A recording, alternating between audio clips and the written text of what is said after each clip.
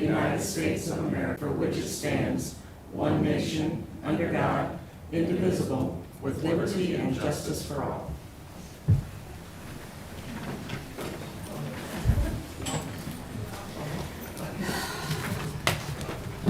Good morning, everyone, and welcome to the September 21st, 2023 Board of County Commissioners. On my far left, Cindy Beck, Madam Clerk. And on my far right is our Counselor, Jim Crowell. And on my immediate left is Commissioner Aaron Mays, who represents District 3. And on my right is Commissioner Kevin Cook, who represents District 2. I'm Bill Rippon, and I represent District 1. Madam Clerk, what is first on the agenda? First item is item 2, unfinished business. A, Board of County Commissioners' consideration, selection, and approval of a selected design is requested to proceed with the design build contract C-238-2023 that was approved on July 28th of 2023. The 3 proposed designs are the family pool design, the Blue Lagoon hybrid design, and the Nautilus aquatic playground. Splash Park design deferred from August 31st and September 14th. Parks and Rec. Good morning, Tim Laurent, Parks and Recreation Department. So as the clerk stated, we've been working with 3 different options. I think we have zeroed in for the purposes of discussions this morning on the family pool design and the cost of that design. Essentially, I do have representatives here from Donlinger and PEC both that would be happy to come up and answer questions when we get to that point. But essentially, we've created a design for that pool right now that would get it slightly under the $4 million mark. The pool would be, I believe, and they can speak to this, roughly the same size as what we were talking about previously. This would have a diving board, I think a basketball goal, and really that's the only amenities. There's a zero depth that's there, but it wouldn't have the slide or the current channel or any shade. It would have a bathhouse.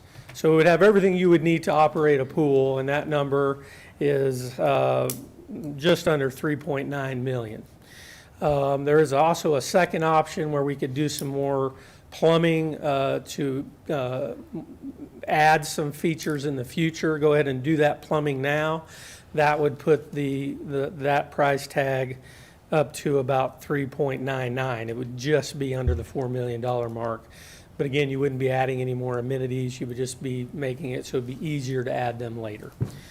So I believe that's what we were asked, sort of unofficially asked to do for this meeting, was come up with a design that would meet that $4 million price tag. We do have some other options, where we could add a slide, add the current channel, add shade, which quite honestly I feel like is important. I don't think we could build this facility. If we build it without any shade, then I think we'd be putting shade in right after that and spending that money anyway. So we could talk about all of that, but at this point I'll turn it over to you and try to answer any questions. Mr. Chairman. Yes. Tim, just to walk through this process and where we're at in the overall scope of it. You had marked this project as a design build, and as a design build, we had set a budget of $4 million, and that was approved by the commission.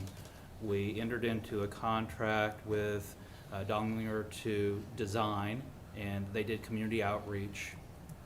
Part of that community outreach, we had a survey that had, was it 17, well, We did 2 separate surveys, and they both had over 1,500 responses, and I think the second one was around 1,700. and that's an absolutely outstanding number for a community response. And as I understand it, the community in both of those surveys was almost overwhelmingly in favor of having a pool to replace the Oakland pool that's been there since 1965. That is correct. And so today, the only action that you're asking the commission to take today is to approve a plan for a pool. And then the next step would be to work with our contractor to have a guaranteed maximum price of the $4 million, and this is what the pool you would have for $4 million, and then that would come back before the commission. Correct. And so If there was an opportunity for a partnership with an entity to have additional features, we would have this window between today and that guaranteed maximum price to see if they might be able to help make up a difference to add on some additional features. Would that be accurate? Yes, that would be accurate. Okay. And I'll state publicly that I have had some discussions with some different partners, potential partners, but at this point, nothing has been solidified or even entered into, try to engage until we knew exactly what path we're on. And so, Commissioners, I just want to make sure that I've stated that I have had some conversations with possible partners, but until we actually know what we're doing, we're somewhat limited in what engagement I can have with them, or you could have with them. So our contractor would know what they can do. And then, Tim, Don Leonard's here, that they can talk about the pool, and I understand this is a design that's very similar to one that was built in Pratt, Kansas. That is correct. I don't know, Eric and Adam, if you guys, Yeah. if you'd like to come up. And before they get up there, Tim, you did some follow-up on Pratt. I did, yeah. Were they happy? Well, yeah, they were extremely happy, and I think one of the, and if folks are listening out there, they had a $6 million donor that paid for their pool, so we would be open to that as well. The Tim Laurent pool has a nice ring to it. Yeah, that's gonna change the scope quite a bit. Yeah. So, but yeah, that's all I had, Mr. Chairman. I don't know if we want to hear from Donlinger about what they have Come up, done. Eric.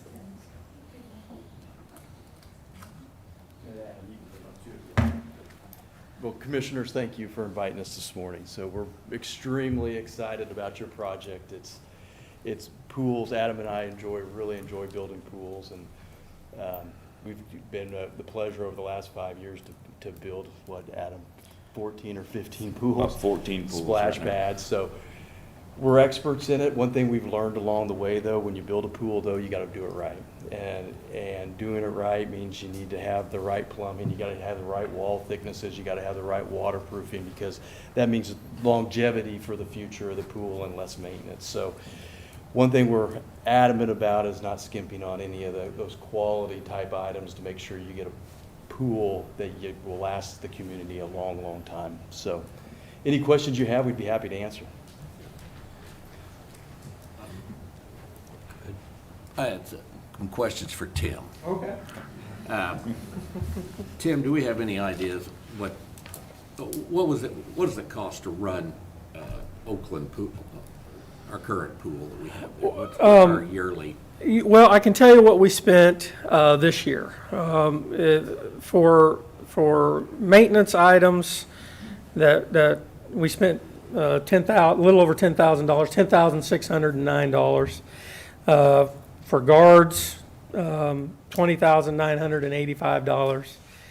And so grand total, $31,594 to operate Oakland. What was that again? Excuse me. What's that? What was that total again? $31,594. Okay. With the new pool, do you see that increasing then? Yeah, absolutely. I think the new pool is it's not apples to apples, but it's a little more similar to what they have at Garfield. And at Garfield, we spent, maintenance and guards combined was $75,488. All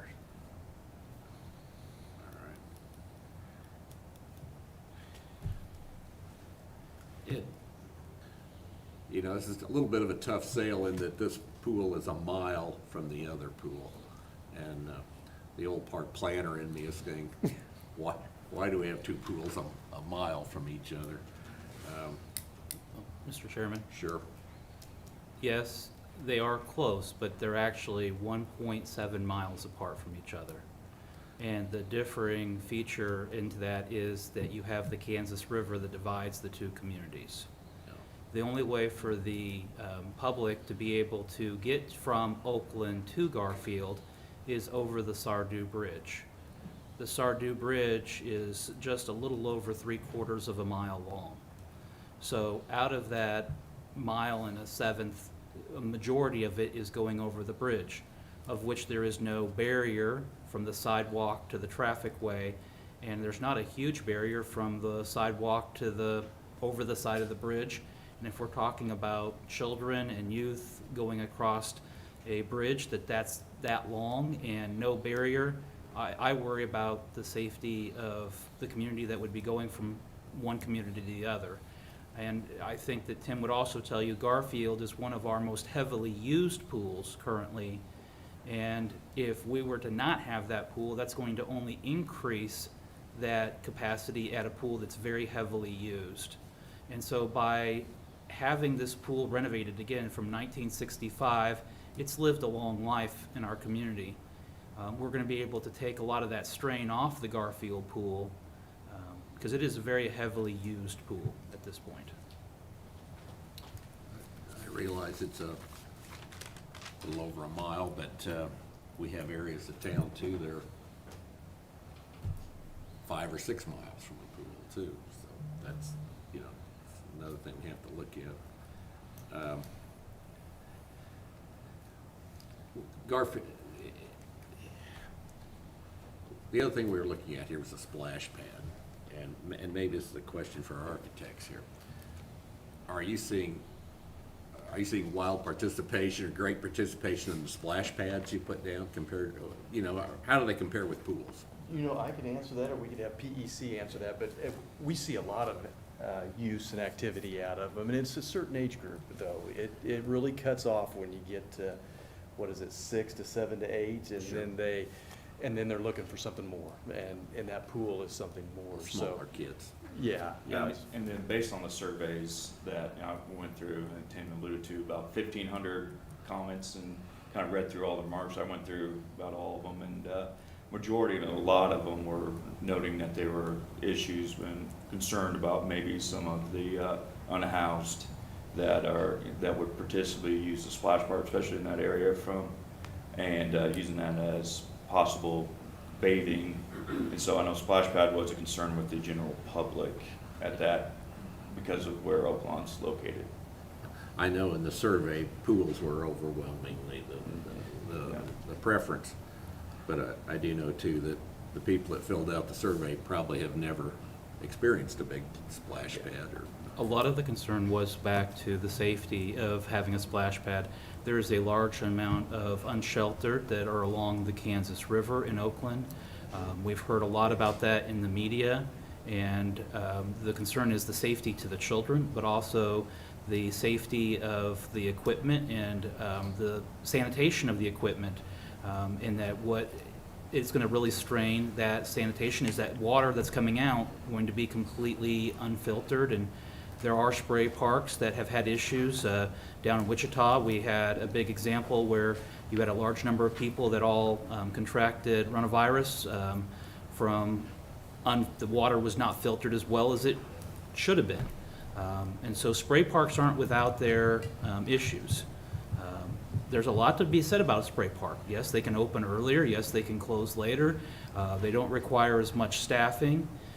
But when you look at the appeal of a spray park, much beyond the age of 10, it doesn't have much appeal or attraction to the general public. And we have to look at something that's going to apply to the majority of the community. And there's a lot of people in the community that wanted to be able to use a pool for differing ages, whether it's for that aqua aerobics to teenagers to also younger children. So being able to have something that would apply to more people than just under 10. Mr. Mays, do you have any questions? Well, I mean, just to kind of go into this, I mean, if we're still just talking about pool versus splash pad, I'm in favor of the pool. I'm primarily concerned with the price, though. That we've said all along that we wanted a $4 million project, and in order to get a $4 million project, I feel like we're not getting any of the fun things that come along with the pool.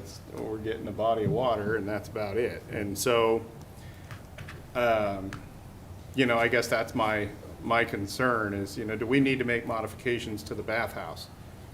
You know, and that type of thing. I mean, in looking at this, I mean, a lot of these items are very expensive. I mean, but I think in the $4 million plan that we got, it doesn't cover the removal of the old pool. It doesn't cover the sunshades, the slide, the channel, which is, I don't want to call it a lazy river because it's a lot smaller than what I think most people think of in that, but it basically is kind of what they've got now. And, you know, I guess when I look at this, I think, well, you know, those bubblers, like what we see at some of the other pools is basically they're just a hole in the ground and it's got a pump that shoots water out. You know, I mean, why does that cost so much money? I guess that's part of my question is that, I mean, it seems like some of these things are pretty darn expensive, and I don't know, maybe I'm not into commercial construction. We've managed a few projects, but I mean, I guess, is it just that expensive now to do anything? You know, it is expensive, and it keeps getting expensive every year, especially over the last 3 years. We all live it every day, and we can see how prices are being affected. But one of the great things about what you're doing here and the way you're delivering this project, it gives us the ability to keep doing budgets, keep looking at design, and try to maximize your dollars. I mean, that's what we're here for, is to maximize the community's dollars that are spent on this pool. So right now, the budget that you see in front of you that we've given you is concept only. I mean, we don't have any plans. We don't even know where the bathhouse is going on site. We haven't got to that point yet because we're still trying to decide whether it's a splash pad or it's a pool. The next step, once you say, let's go, Dongliners, PEC team, Lamp Reinerson, go, the first thing we're gonna do is we're gonna start drawing it. And once we start drawing it, we can reach out to subcontractors in the community and vendors in the community, and we can start getting firm pricing on things. And before you even go into contract to build a pool, we're gonna do another cost model for you. The absolute goal is to maximize your dollars, and hopefully some of these things that are listed as alternates today, we can shift those up into the base contract and still be under the $4 million. That's the goal. And one of the things we did for Newton in their pool, they had budget problems just like you had budget problems. They wanted a 20-foot high slide. They couldn't afford it right off, but through the buyout, they were able to get the slide. And so we were able to add a $200,000 slide to the project just through buyout on the project. And we were able to keep an existing slide and refurbish it, and it looked to brand new status through there as well as part of that project. And we can't sit here today and guarantee that's going to happen for Shawnee, but that's one of the things we're going to try to make sure we happen is we can hone this pool down, we can get more dollars, and we can shift some of these fun things back up into the project. And you hit on the bubblers, you know, that's just the stuff that we have budgeted is what we had used on other projects. Now, there is many others that we've used at different costs, so we'll present those and weigh the options, cost versus budget, present it out, and then an open book process where everyone's seeing the cost for that, so.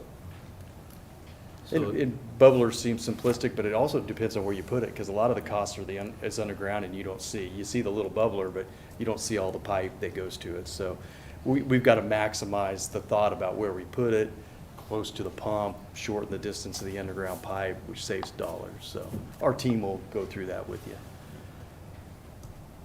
So there's more work to be done to get down to what the actual final design will be. Absolutely, absolutely.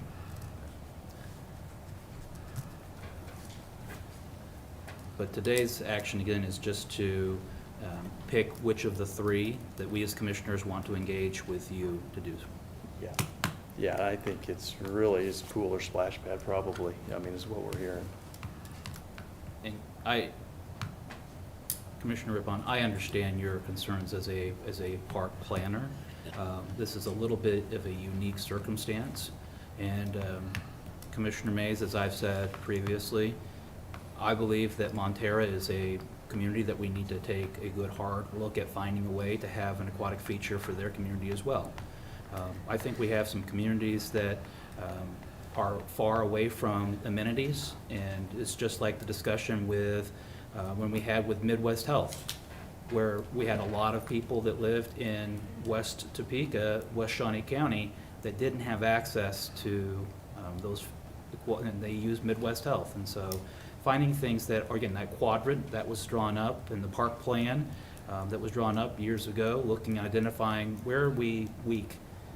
In this case, I think that the community has overwhelmingly said, we'd like you to replace the pool with a pool and not a different type of feature. So I'd like to make a motion at this time to approve a pool as the project with the guaranteed maximum price to be at for a future commission meeting. Is that a fair motion, Yes. Counselor? Yes. Okay. Commissioner Redpath? Is your motion have a limit on the expenditure, or? We're still within the 4 million budget. That hasn't changed. But this would give any commissioner or member of the public an opportunity to engage with our Parks Department to see if we want to have a partnership. So, But I was thinking of just county as far as the expenditure. county is concerned, we've committed to a $4 million budget as far as I'm concerned for Shawnee County. That was a public vote that we took, and I don't see a reason to change that public vote. Commissioner Mays? Yeah, I'm fine with that. I'll second the motion. I will say, though, with Midwest Health, and you're talking about the accessibility of Garfield Pool, Midwest Health is not accessible either. There's Indian Hills and Urish, both are 2-lane roads with no sidewalks and ditches on either side. A kid cannot ride a bicycle safely to that pool. And I know that Urish Road is in the plans down the road, and I think when we get to the Family Park project, that we're gonna try and build in some access kind of on the backside of Indian Hill, West Indian Hills neighborhood, but I think that was one thing that didn't get considered at the time, but. And I agree, I don't disagree with you, and I think that trail access is going to be a key part of that development at Family Park. I think so too. All right, we have a motion on the table by Commissioner Cook, second by Commissioner Mays. All in favor, say aye. Those opposed? Okay, carries 3-0. All right. Thank you. Thank you. Next item. Item 3, consent agenda. I would move that we approve the consent agenda. Second. Motion's been made by Commissioner Rippon, second by Commissioner Mays. All in favor, say aye. Those opposed, motion carries 3-0. Next item. Item 4, new business. A, County Clerk number 1, consider all voucher payments. Commissioners, that we have vouchers this morning that total $2,879,003.63. The highlights out of that voucher report, our payroll was $1,245,772.39. Health insurance premiums for our employees of $325,731.07. Under the Department of Corrections, their expenditures totaled $127,177.99, of which Aramark, the food cost of the jail, was $108,550.52. Just between the payroll, Aramark, and the health insurance, that is the majority of today's voucher report. But under other items of note, we do have, under infrastructure, SBB Engineering LLC for $34,279.60. That is for survey, design, construction documents for the Northwest 46th Street to Northwest Bunton Road to Northwest Rochester Road. That was a project that was discussed at the last JADO meeting, and it's a county-wide sales tax project. Also, we have SBB Engineering LLC for $29,950 for design and construction inspection for Southwest Nottingham Road to Southwest 33rd to 37th Street. And infrastructure, we have Cook, Flat, and Strobel Engineers, PA, for $19,069.39 for design services for Southwest Auburn Road improvement, including the 29th intersection. Finally, under the sewer districts, with Bartlett and West for $14,943.53 is Sherwood PS and sewer rehab, CA and observation. So I don't have any questions regarding the vouchers and would move for their approval. I'll second. Motion's been made by Commissioner Cook, seconded by Commissioner Rippon. All in favor, say aye. Those opposed, motion carries 3-0. Next item, Item A2, consider correction orders. I would move that we approve the correction orders. Second. Motion's been made by Commissioner Rippon, seconded by Commissioner Cook. All in favor, say aye. Those opposed, motion carries 3-0. Next item, Item B, appraiser number 1, consider authorization and execution of contract C291-2023 in conjunction with Douglas County, Jefferson County, City of Topeka, and the City of Lawrence for purchase of digital color orthophotography provided by the Surdex Corporation at a cost of $19,385, which is a 50% split with the City of Topeka, with funding from the Land Records Fund. Additional approval is requested for the funding from through the Land Records Fund as provided by the Land Records Committee. Good morning, Commissioner. Steve Bauman, County Appraiser. There's not a whole lot left to say after all of that, but this is a two-step request. The first is to approve the multi-jurisdictional contract, and then the second would be for the funding through our Land Records Fund. As she stated, the contract is shared with the City of Topeka, our portion of it, with a 50-50 split. These aerials are used by most all county departments and the public. It's a every 2-year process at this point. The contract was reviewed by our counselor's office for form and legality, and the Land Records Committee also unanimously recommended approval for funding through those sources instead of tax dollars. Stand for any questions you have. do you know what time of year they would be doing this? It kind of makes a difference in what you Yeah, see. it's usually in the leaf off, Yeah. late winter, early spring. So February, March is when they try and fly. So there's little chance of snow on the ground and before the leaves show up. Okay. So, Any other questions? I would move for approval. Second. Motion's been made by Commissioner Rippon, seconded by Commissioner Mays. All in favor, say aye. Those opposed, motion carries 3-0. Next. Item B2, consider authorization and execution of contract C292-2023, a sole source with Keller Craig and Associates for the performance of a 2024 capitalization rate study to assist in the evaluation of commercial and industrial properties at a cost of $15,000 with funding from the appraiser's 2023 budget. Commissioners, this is our annual request for this report, the study that assists us in the income approach to valuing commercial properties. This is a budgeted item that we have, and there are sufficient funds available in our 2023 budget. It has been approved for form and legality by our counselor's office as well, and I'll stand for questions. Any questions? I'll move for approval. Second. Motion's been made by Commissioner Mays, seconded by Commissioner Cook. All in favor, say aye. Those opposed, motion carries 3-0. Thanks, Steve. Next item. Item C, Public Works, number 1, consider authorization and execution of contract C293-2023 with Can Equip, Inc.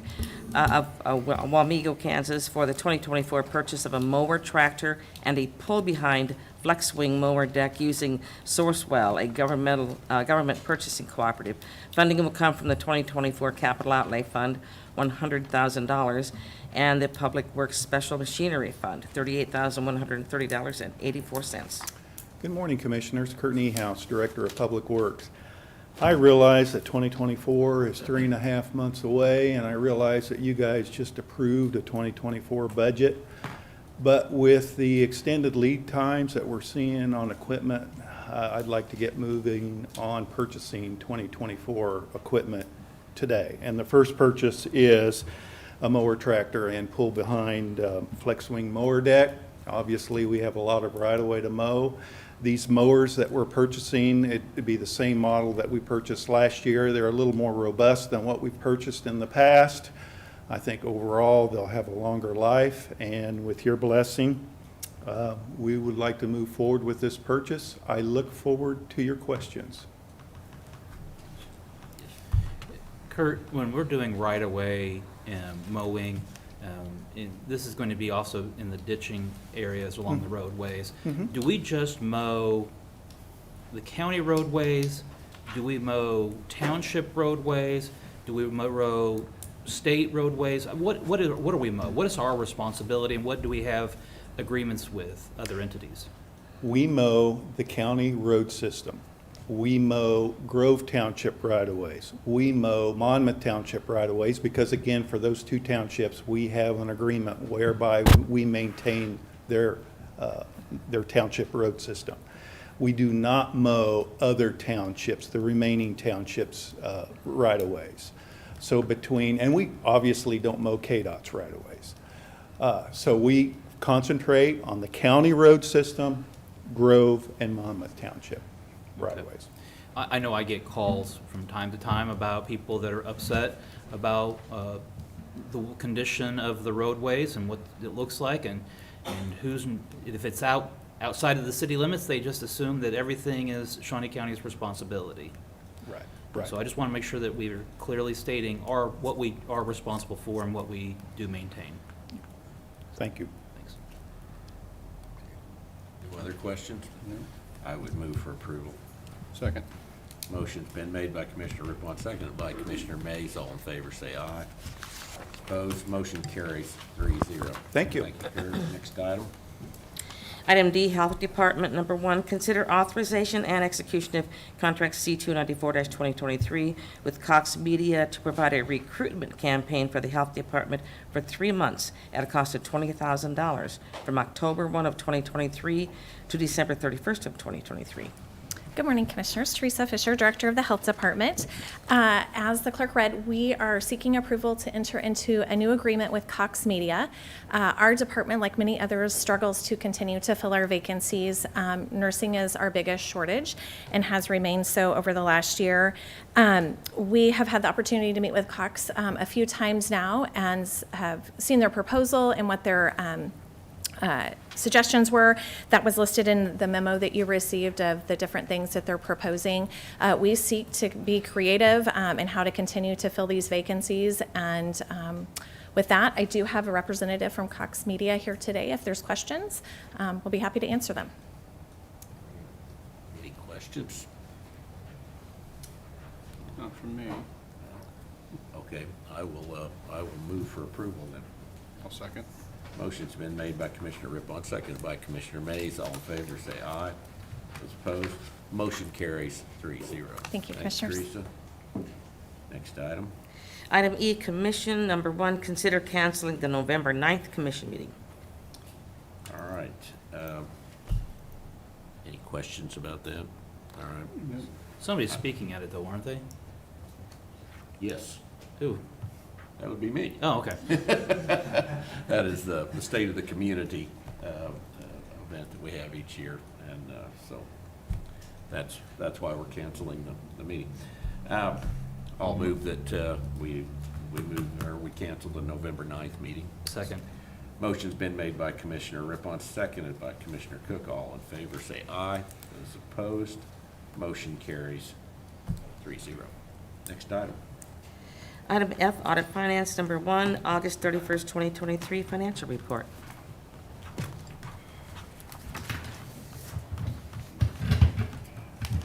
Okay, if I can get this open. I'm sorry. There.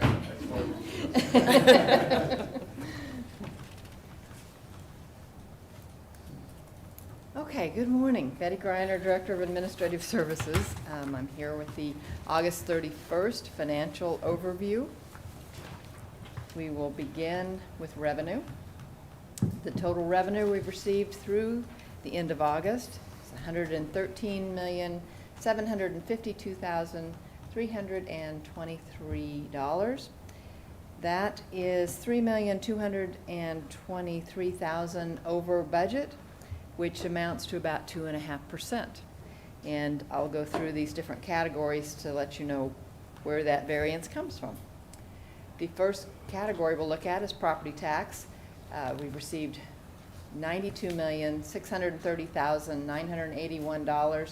That has not changed since last month when we looked at these numbers because we did not have a distribution in August. We will have one for September, so next month we will have an update on that.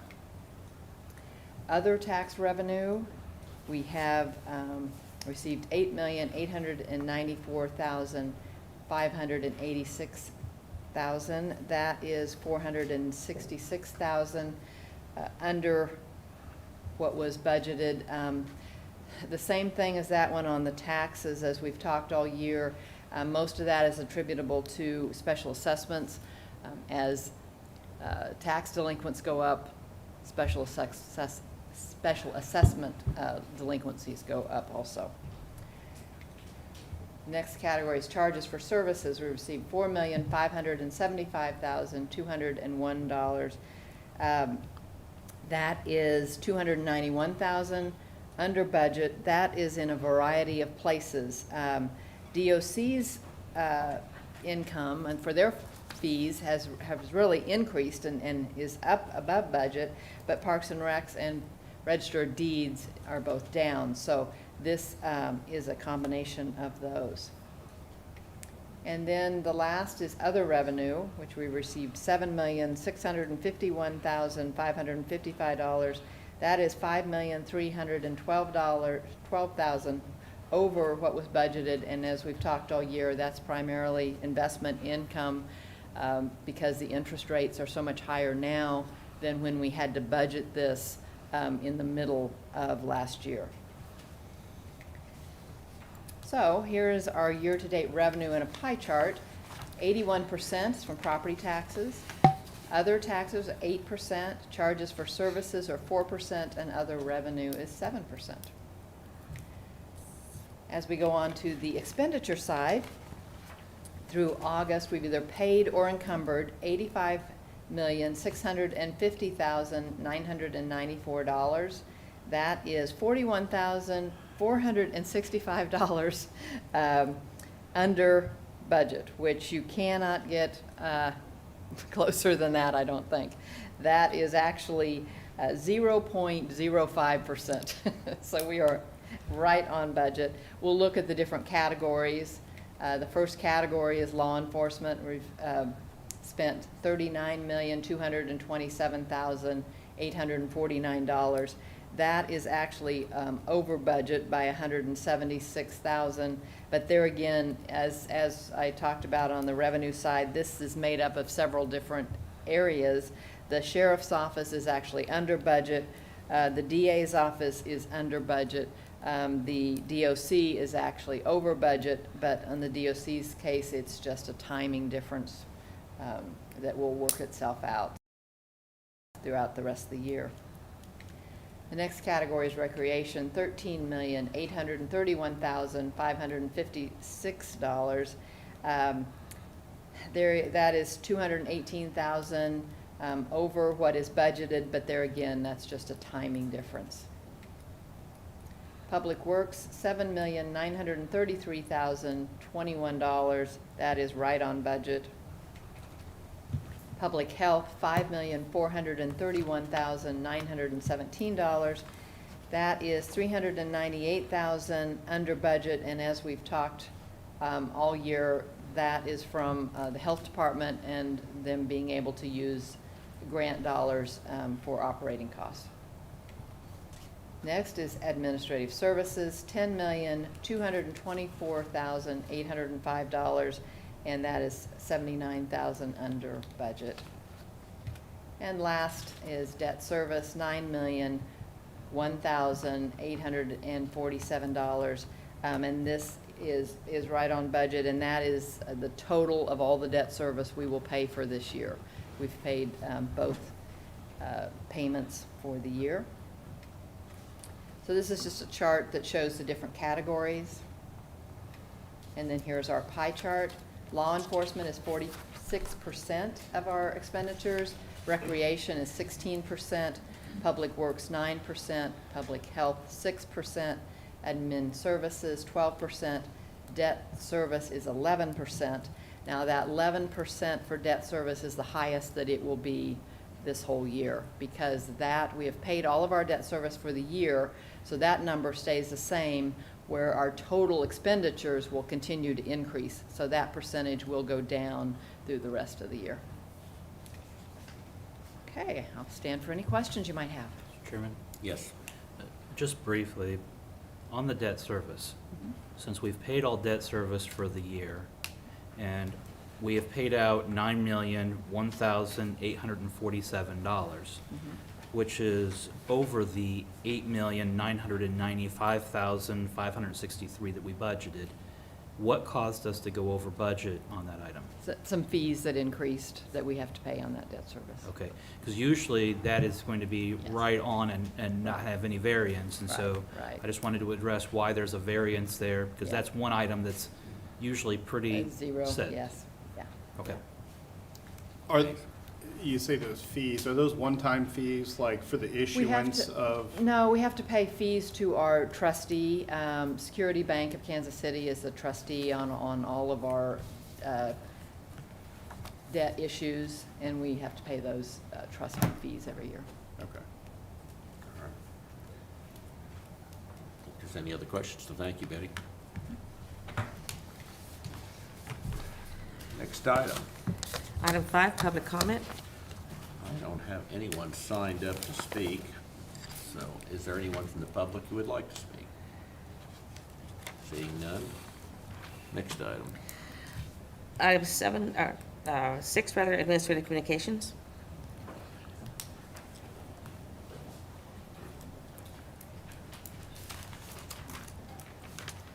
Good morning, Commissioners. Joni Thadani, Director of the Planning Department, and I just wanted to get up and let everybody know that we do have a public opinion survey out in the public, ready for people to answer questions in regards to wind and solar farms. What we're wanting to do is gather some information about what the residents and landowners in Shawnee County think about wind or solar within Shawnee County. I want to point out that we have no pending applications for either a wind farm or a solar farm. I think that's very important to know. We're trying to do this in advance so that if those items come before us, that we would have regulations in place or have a plan of action. Survey is open for responses until October 20th.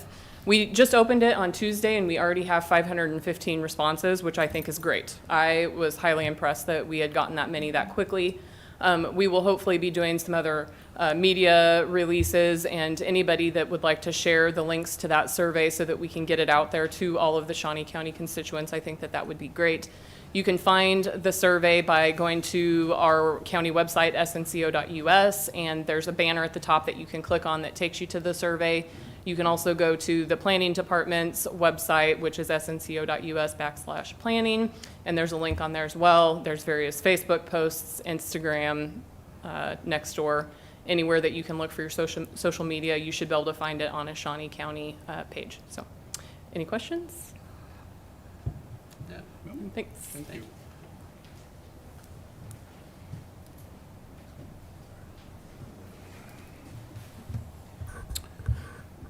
Courtney House, Director of Public Works. Last week, I came before you asking you to approve a contract with Claver Construction on a project to replace a culvert on Southwest 107th Street, just east of Wanamaker Road. And I indicated at that time that construction would start last Monday, this past Monday. Lo and behold, to my surprise, the contractor selected to go with a late start date. So the project will not start until Friday, October 13th. And the project substantial completion will be January 10th of 2024. Essentially, this is just a 30-day delay in the start. Delay is probably not a fair word because it does adhere to the contract. But I just wanted to let the public know, if they wondered why there's no one showing up to the job site, the contractor elected to do the late start date. Commissioner Mays? Kurt, typically, we try and have all of our construction projects wrapped up by the 1st of December or so. Is this gonna affect anything with concrete or asphalt, the possibility of inclement weather in December and January, or? That's what was so great about this project and why I think we got great prices on it. This is a project that will allow a contractor to keep a crew busy over the winter months. Fortunately, there was no asphalt on the project. Concrete work can take place during the winter, provided that heating blankets or some kind of insulating blankets are provided. And so this is just a perfect project to take place over the winter. So to answer your specific question, no, there will be no negative impact. Okay, great, thank you. All right, thank you. Anyone else?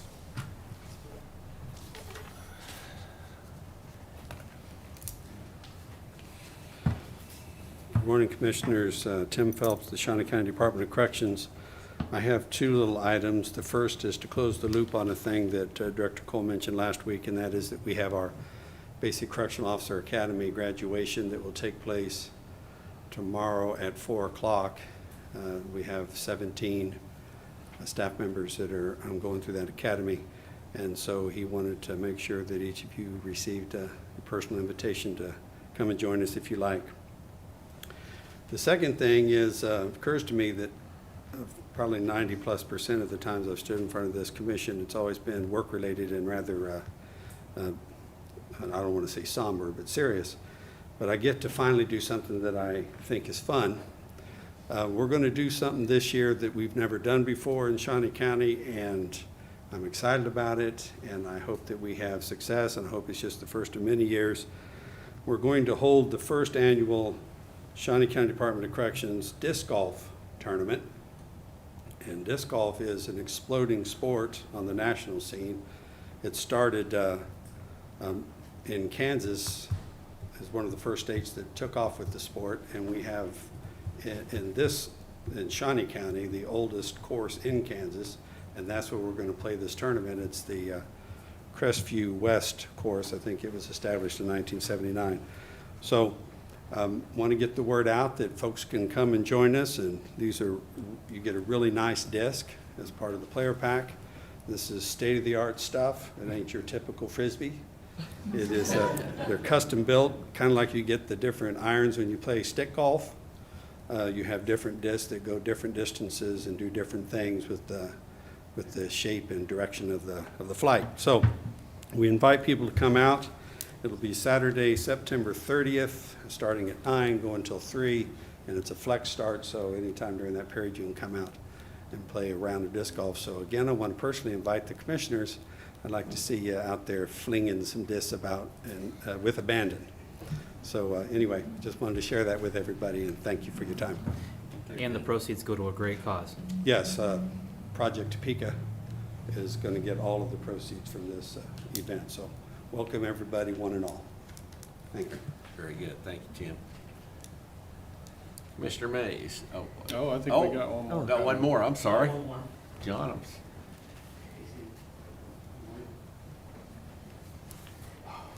Good morning, Commissioners. John Landon, Director of the Weed Department. Just a few announcements.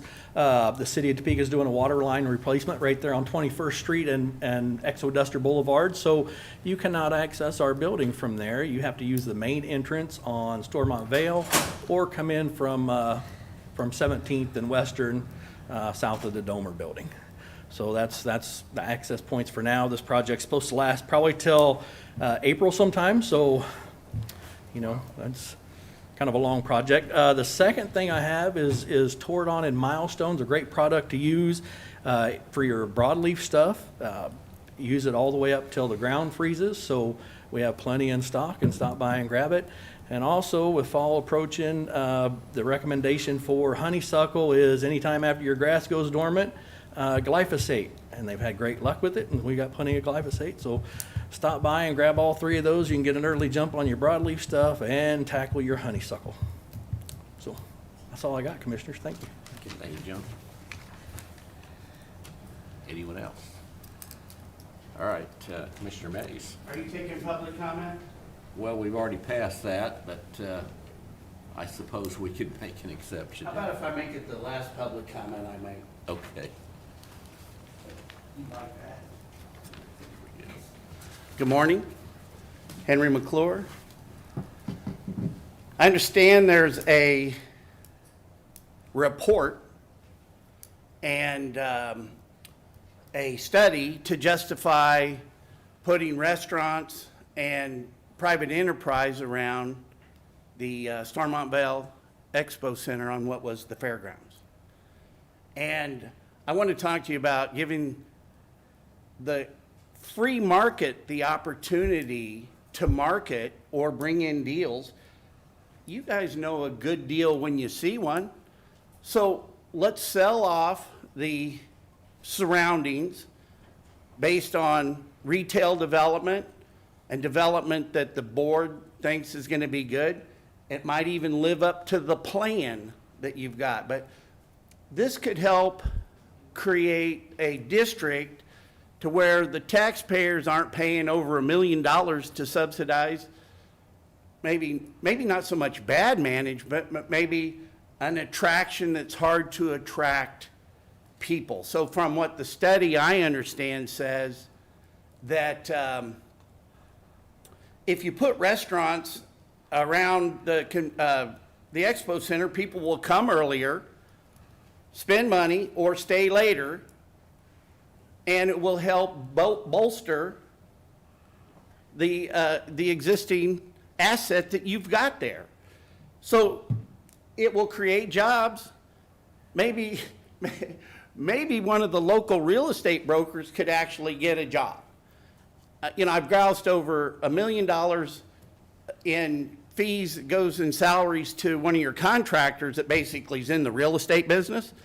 The way I look at it, that's $1 million in commissions, in real estate commissions that are on the table.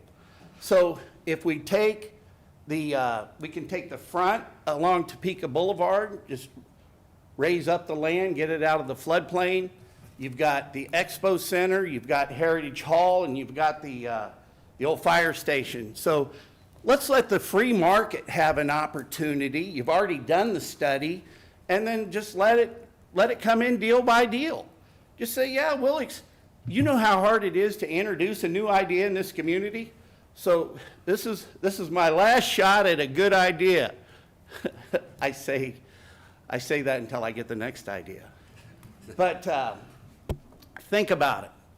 What a better way to, and I'm not, the Expo Center, it's a great thing for Topeka, but let's keep the main thing the main thing. Let them run the Expo Center, and then let private enterprise bolster the rest of it. And let's see if we can get some good deals out of the community or on a nationwide basis. And thank you for the opportunity to talk to y'all. Thank you, Andrew. Good to see y'all. All right. Commissioner Mays, you want to top that?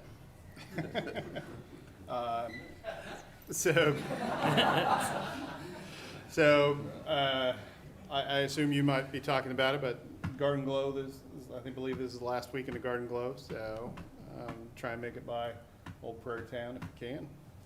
It's been good. I've been out there, I think, 4 different nights volunteering, and had good crowds, nice weather, and so come on out. It's kind of a unique experience. Last 2 days I spent in Washington, D.C. There was a group of 15 of us that were community and business leaders that went to engage our federal delegation. I would want to thank Representatives LaTurner, Marshall, Mann, Moran, that all met with us, as well as the U.S. Chamber, to talk about local issues and things that are important to Topeka and Shawnee County. And so it was important to be able to get out and also meet with the Army Corps of Engineers about projects along the riverfront, and also hear from them as to issues that are important and to us back in their local communities. So, thank you. We have one other item. Ms. Beck. Lord. Well, Yesterday. Do you want to go on to the next item? Is that what you No, want no, to no, do? no. The next item is you.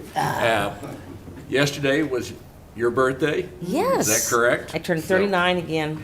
You- Yeah. Now get rid of that fake ID. Yeah.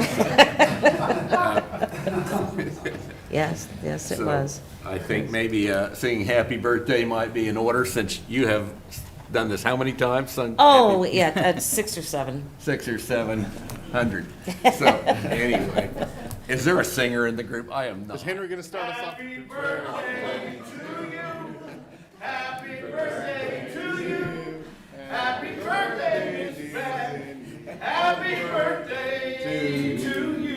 Thank you. There you go.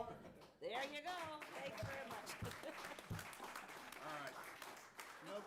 Quite like Cindy, though. No, that's okay. That's With okay. all due respect. Thank you very much. Madam Clerk, what's next? The next item would be executive session. We have no need for executive session, so we're adjourned.